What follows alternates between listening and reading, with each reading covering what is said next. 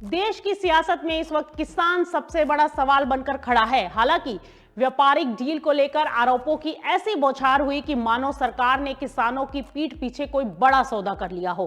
कांग्रेस नेता राहुल गांधी कहते हैं कि इस डील से किसानों को नुकसान हुआ है।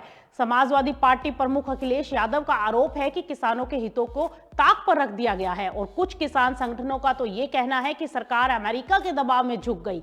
ऐसे में सवाल उठना लाजमी है, क्या वाकई किसानों के साथ धोखा हुआ है या फिर ये सिर्फ एक सियासी शोर है। इन तमाम आरोपों के बीच सरकार पूरे आत्मविश्वास के साथ सामने आई है। केंद्रीय कृषि मंत्री शिवराज सिंह चौहान ने साफ शब्दों में कहा है कि प्रधानमंत्री नरेंद्र मोदी के लिए किसान सिर्फ एक वर्ग नहीं बल्कि देश की रीढ़ है। उनका कहना है कि प्रधानमंत्री ने हमेशा दो टूक कहा है, किसानों के हितों से कोई समझौता नहीं होगा, चाहे दबाव कितना ही क्यों ना हो।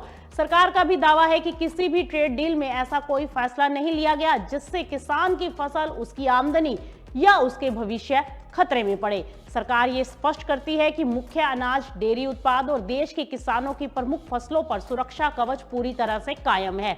यानी जिन मुद्दों पर किसान की रोजी रोटी टिकी है वहां कोई सेंध नहीं लगाई गई। प्रधानमंत्री का संदेश साफ है, किसान की मेहनत सुरक्षित है और उसकी कमाई पर किसी की नजर नहीं। अब बात करते हैं उस पहलू की जिसे सरकार अवसर बता रही है। सरकार का कहना है कि टैरिफ में कमी से किसानों के लिए नए बाजारों के दरवाजे खुलेंगे।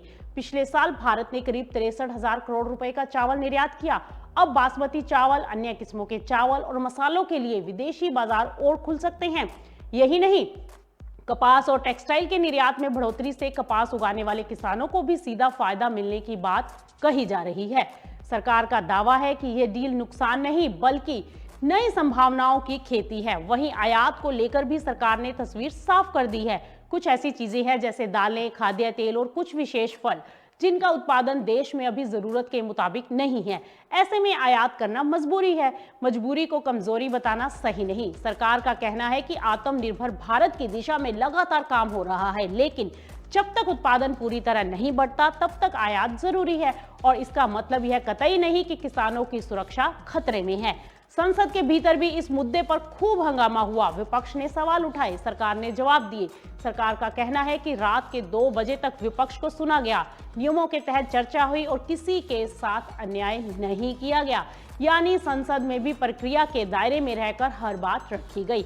और अगर योजनाओं की बात करें तो सरकार गिनवा रही है उपलब्धियों की लंबी फेहरिस्त। मकसद साफ है, किसानों को साहूकार के चुंगल से निकालकर मजबूत बनाना है। तो कुल मिलाकर तस्वीर ये है कि एक तरफ विपक्ष के आरोप है तो दूसरी तरफ सरकार का भरोसा।